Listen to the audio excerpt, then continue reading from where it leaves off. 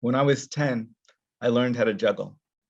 I juggled tennis balls and markers and the lemons from mom's tree and stuffed animals and whatever else was small enough to toss and light enough to catch until eventually everything came tumbling down. I would put on juggling shows for my mom until her produce crashed onto the kitchen floor. Wait, let me try again. And she let me practice, probably realizing that the show was just getting started. Now I'm tossing up 5th grade poetry classes and catching rent, tossing up lesson plans and new grants while catching school loans and medical bills. My hands get tired. And sometimes the lemons are my self-image and the markers are my confidence. And some days everything comes crashing down, but the show keeps going. And I toss up smiles and coffee to catch a headache, follow-up email, drop rejected grant application, drop date night, up smiles, catch more work for not more cash, drop sleep, drop dreams, toss plans, catch more work for less time, drop coordinating email, drop myself into the shape of an invoice, drop trips to the grocery store, drop dinner, drop gym, catch poetry, pick everything back up, right off the kitchen floor. Welcome to my show. Wait, let me try again. That was awesome. Thank you so much.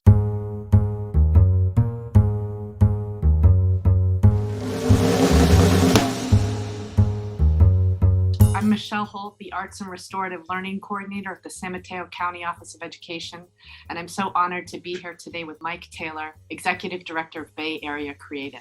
Mike, what is your first arts experience that you can remember?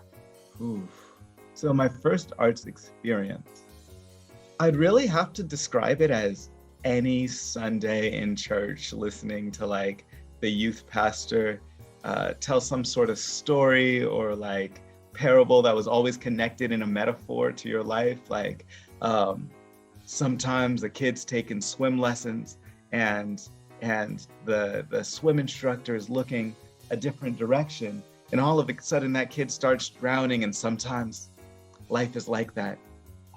You're drowning in the middle of a pool and reaching out for help, and God is the only one that can save you. I don't know. Every sermon was kind of like a performance. What is your favorite art form and why?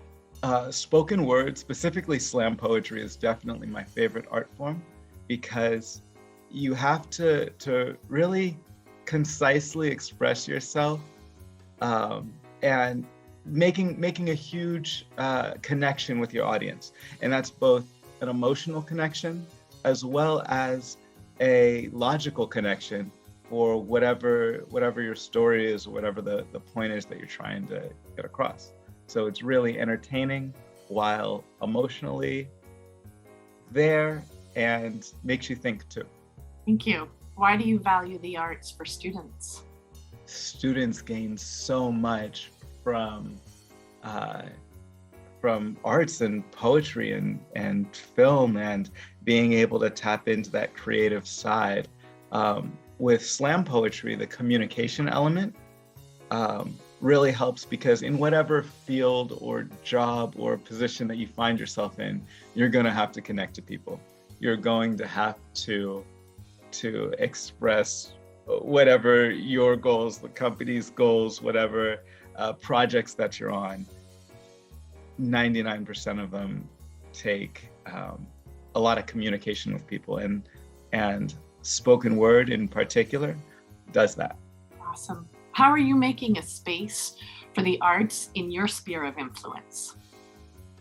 All right, so I run the Bay Area Creative Organization, and one of the programs, Spark Poetry, puts local poets of color into schools to where they're sharing their passion. So they may be talking about the things that they're most passionate about, while getting students to share parts of themselves, and really formed a community that really builds each other up and is there for each other no matter what. Awesome. So what advice would you give an upcoming leader, someone who wants to play a leadership role in arts education? What advice would you give them? I think The best piece of advice I have is that sometimes your plan falls apart. And when your plan falls apart, you kind of just pick it up off the floor, put all the pieces back together, try something new. That resilience is really important, because as soon as you can come back from whatever wrong is going, you're going to be able to make something even better next time. Thank you so much for your time today, Mike. It's such an honor to hang out with you. Awesome. Thanks so much.